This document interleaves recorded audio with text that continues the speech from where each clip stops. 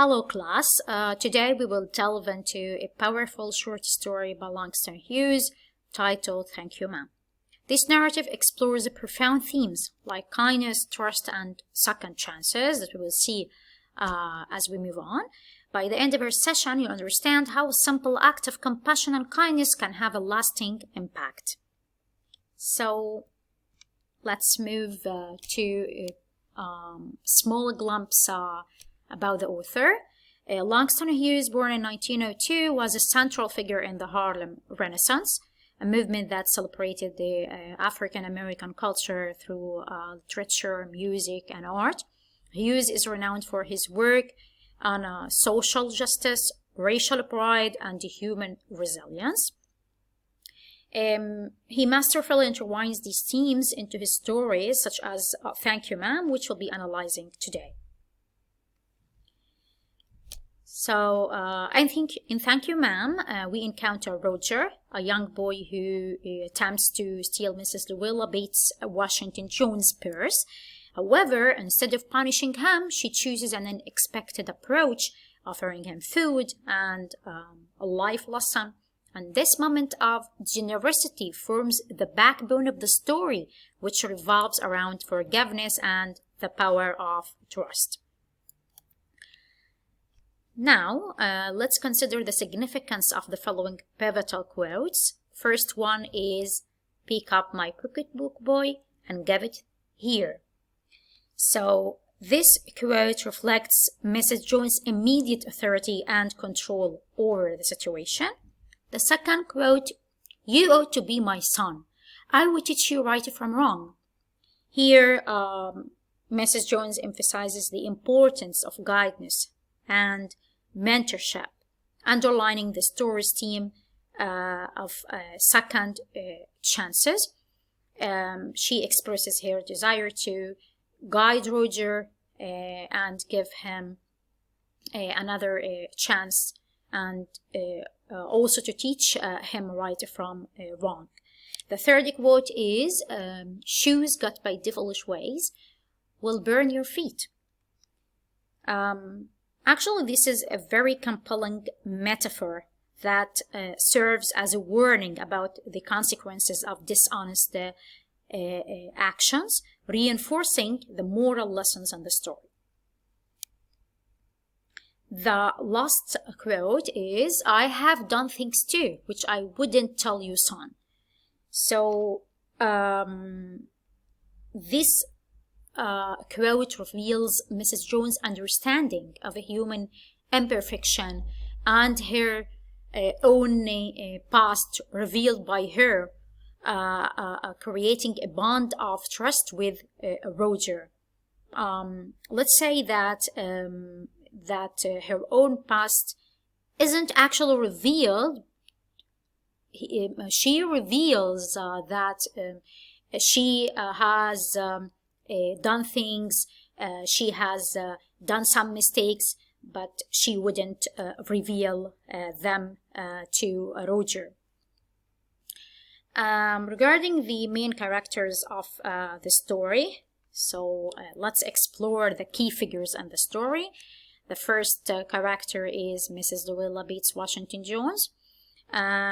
She's depicted as a woman who demonstrates strength and kindness in equal measure.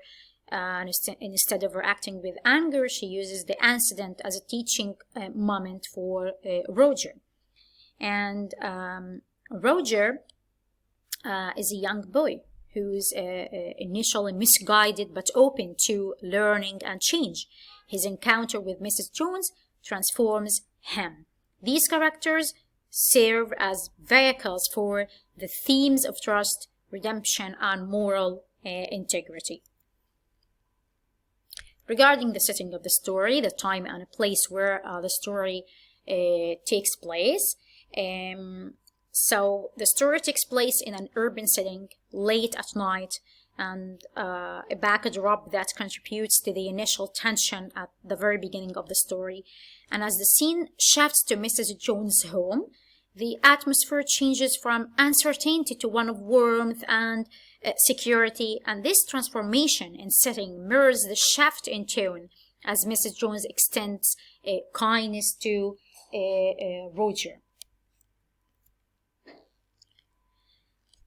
The message and themes of the story revolve around kindness and compassion. Mrs. Jones' actions teach Roger that empathy can replace anger. She shows kindness to Roger despite his attempt to steal her pears. And the second theme is about second chances. Rather than punishing Roger, Mrs. Jones gives him an opportunity to reflect and grow. The third theme is about trust. Mrs. Jones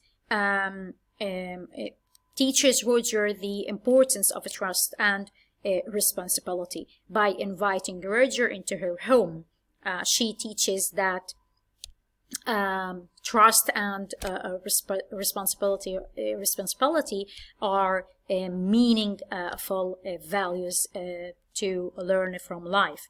So these themes resonate beyond the story, offering us insights into the transformative power of compassion.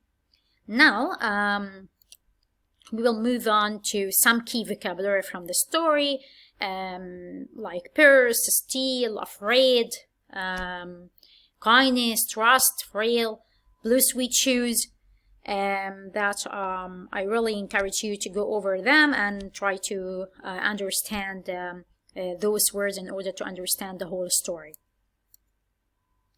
Those are some of the questions to be discussed with you. I really encourage you to go over them and try to deepen your thoughts and to form a whole picture of the context or of the text.